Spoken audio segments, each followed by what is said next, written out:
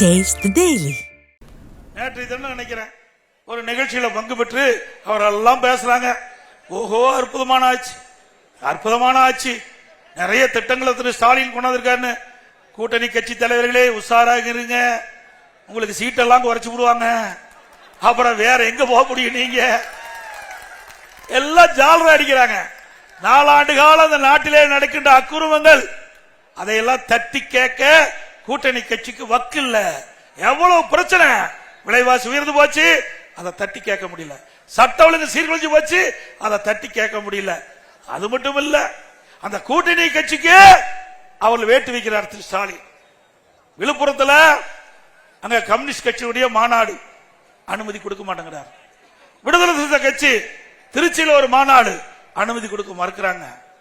விடுதலை சிறுத்தை கட்சியினுடைய கொடிக்கம்பம் நடத்துக்கு முடியாதுன்னு தடுக்கிறாங்க. இவ்வளவு அசிங்கப்பட்டுமா அந்த கூட்டணியில் இருக்க வேணும்? இவ்வளவு அசிங்கப்பட்டுமா அந்த கூட்டணியில் தொடர வேணும்? சிந்திச்சு பாருங்க. அனைத்து இந்திய அண்ணா திராவிட முன்னேற்ற கழகத்தை பொறுத்த வரைக்கும் எங்க கூட்டணியில் சேர்கின்றவர்களுக்கு ரத்தன கம்பளம் விரிச்சு வர இருக்கின்ற கட்சி அண்ணா திமுக கட்சி. கூட்டணி என்பது அந்த சூழ்நிலைக்கு தக்கவாறு அமைப்பது. இன்னைக்கு எல்லா கட்சியுமே கூட்டணி அமைச்சுதான் போட்டியிடுது. ஏன் திமுக பாரதிய ஜனதா கட்சியோட கூட்டணி வைக்கலையா? திமுக எந்தெந்த கட்சியோட கூட்டணி வச்சதோ அத்தனை கட்சியோடையும் அண்ணா திமுக கூட்டணி வச்சிருக்குது. அப்படி எங்களை பேசுவதற்கு உங்களுக்கு எந்த தகுதியும் உரிமையும் இல்லை என்பதை நேரத்தில் சுட்டி காட்டுகின்றேன். இன்னொன்னு சொல்றார், சிறுபான்மை மக்களுக்கு நாங்க தான் பாதுகாக்கணும். நீ எங்க பாதுகாத்திருக்கிற? சிறுபான்மை மக்களுக்கு என்ன செஞ்ச சொல்லு பார்க்கலாம். புள்ளி விவரத்தை அண்ணா திமுக ஆட்சியில் நாங்க என்னென்ன சொல்லணும் பட்டியலிட்டு சொல்றேன். உங்களுக்கு தில்லு திராணி தெம்பு இருந்தா சிறுபான்மை மக்களை ஏமாற்றாமல் உண்மை செய்தியை நாட்டு மக்கள் தெரிவிங்கள். அனைத்து இந்திய அண்ணா திராவிட முன்னேற்ற கழகம் ஜாதிக்கும் மதத்திற்கும் அப்பாற்பட்ட கட்சி. ஒரே ஜாதி, ஆண் ஜாதி, பெண் ஜாதி, அதுதான் எங்களுடைய கட்சியுடைய நோக்கம். அதுதான் அப்படித்தான் எங்களுடைய தலைவர் வளர்த்திருக்கிறாங்க. அதன்படிதான் அண்ணா திமுக இன்றைக்கும் செயல்பட்டுக் கொண்டிருக்கிறது. ஆகவே சிறுபான்மை மக்கள் எந்த விதத்திலும் அண்ணா திமுக 30 ஆண்டு காலம் ஆட்சியிலே அமர்ந்திருக்கின்றது.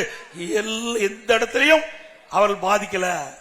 இன்னைக்கு அரண்போல் சிறுபான்மை மக்களை பாதுகாத்த அரசாங்கம் அண்ணா திமுக அரசாங்கம்.